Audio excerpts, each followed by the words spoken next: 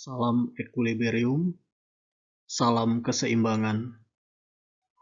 Kali ini kita akan mengulas tentang sistem ekonomi. Seperti yang sudah kita ketahui, bahwa dilihat dari sudut pandangnya, masalah ekonomi bisa dibagi menjadi dua, yaitu masalah ekonomi klasik dan masalah ekonomi modern. Dalam konteks ekonomi klasik, terdapat 3 masalah pokok ekonomi, yaitu produksi, distribusi, dan konsumsi. Dalam ekonomi modern, masalah ekonomi meliputi barang apa yang diproduksi, bagaimana cara memproduksinya, dan untuk siapa barang tersebut diproduksi. Banyak cara yang bisa dilakukan untuk mengatasi masalah ekonomi. Sistem ekonomi merupakan salah satu cara mengatasi permasalahan tersebut. Untuk lebih jelasnya, mari kita perhatikan slide berikut. Perhatikan gambar tersebut. Gambar tersebut adalah gambar pemukiman kumuh di pinggir sungai. Pemukiman kumuh identik dengan kemiskinan. Kemiskinan merupakan salah satu masalah ekonomi yang harus diatasi. Banyak faktor yang menyebabkan timbulnya kemiskinan. Misalnya, kurangnya lapangan pekerjaan, tidak tersedianya keahlian yang memadai, tingkat kesehatan dan kesadaran yang masih rendah, dan masih banyak faktor yang lainnya. Untuk mengatasi atau menuntaskan kemiskinan tersebut, tidak bisa dilakukan secara asal. Perlu adanya program atau cara yang sistematis, teratur, dan berkesinambungan, supaya permasalahan bisa diatasi dengan baik. Cara untuk mengatasi permasalahan tersebut dinamakan dengan sistem ekonomi. Berdasarkan uraian tadi, kita bisa mendefinisikan pengertian sistem ekonomi. Sistem ekonomi adalah perpaduan dari aturan-aturan atau cara-cara yang merupakan satu kesatuan dan digunakan untuk mencapai tujuan dalam perekonomian. Idealnya, aturan-aturan sistem perekonomian harus dapat menjawab permasalahan ekonomi. Contohnya masalah kemiskinan tadi. Di slide sebelumnya sudah dijelaskan bahwa sistem ekonomi adalah cara menjalankan perekonomian. Namanya juga cara, biasanya tidak hanya satu cara saja. Ada beberapa cara juga dalam menjalankan perekonomian suatu negara. Di antaranya, yang pertama, sistem ekonomi tradisional. Merupakan sistem ekonomi yang diterapkan oleh masyarakat tradisional. Yang kedua, sistem ekonomi komando atau terpusat. Merupakan sistem ekonomi di mana kegiatan ekonomi diatur sepenuhnya oleh pemerintah. Yang ketiga adalah sistem ekonomi pasar. Dalam sistem ekonomi pasar, pihak swasta diberikan kebebasan dalam melakukan kegiatan ekonominya.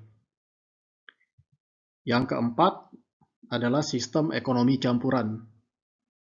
Merupakan sistem ekonomi di mana pemerintah dan swasta saling berinteraksi dan bekerja sama dalam memecahkan permasalahan ekonomi.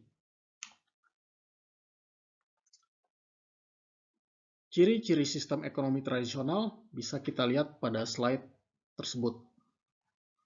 Secara umum terdapat kelebihan dan kelemahan pada sistem ekonomi tradisional. Kelebihannya adalah mendorong hubungan kerjasama dan kerukunan sehingga terdapat keselarasan individu. Sedangkan kelemahannya sangat tergantung pada alam dan kurang berkembang, karena masyarakatnya biasanya cenderung menolak perubahan. Selanjutnya adalah sistem ekonomi komando atau terpusat. Ciri-cirinya bisa kita lihat pada tampilan berikut. Berdasarkan ciri-ciri tersebut, ada kekuatan dan kelemahan dari sistem ekonomi ini. Kekuatannya adalah pemerintah lebih mudah mengendalikan inflasi, pengangguran, dan masalah ekonomi lainnya. Sedangkan kelemahannya adalah mematikan inisiatif individu untuk maju, sebab segala kegiatan ekonomi diatur oleh pemerintah. Lalu selanjutnya adalah sistem ekonomi pasar. Sering juga disebut dengan sistem ekonomi liberal atau kapital. Kebaikan sistem ekonomi ini adalah timbulnya persaingan untuk maju, karena kegiatan ekonomi sepenuhnya diserahkan kepada masyarakat. Sedangkan kelemahannya adalah sulit melakukan pemerataan pendapatan karena persaingan bersifat bebas. Lalu selanjutnya adalah sistem ekonomi campuran. Sebagai campuran dari sistem ekonomi terpusat dan sistem ekonomi pasar, terdapat juga kelebihan dan kelemahannya. Kelebihannya adalah terjadi persaingan dalam perekonomian, tapi pemerintah masih tetap ikut campur tangan. Sedangkan kelemahannya adalah terdapat kesulitan untuk menentukan batas sumber produksi yang dapat dikuasai oleh pemerintah dan swasta. Di slide berikutnya kita bisa melihat sistem perekonomian di Indonesia. Sistem perekonomian di Indonesia berdasarkan UUD 1945 pasal 33 yang berisi yang pertama, perekonomian disusun sebagai usaha bersama berdasar atas asas kekeluargaan. Kedua, cabang-cabang produksi yang penting bagi negara dan menguasai hajat hidup orang banyak dikuasai oleh negara. Yang ketiga, perekonomian disusun berdasar atas asas demokrasi ekonomi.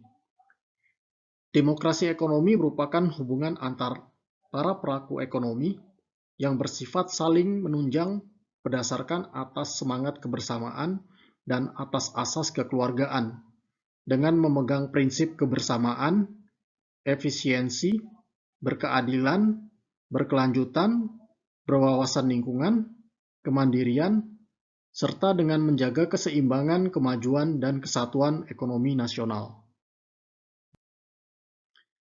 Demikian penjelasan mengenai sistem ekonomi. Semoga bermanfaat. Terima kasih atas perhatiannya. Salam keseimbangan, salam equilibrium.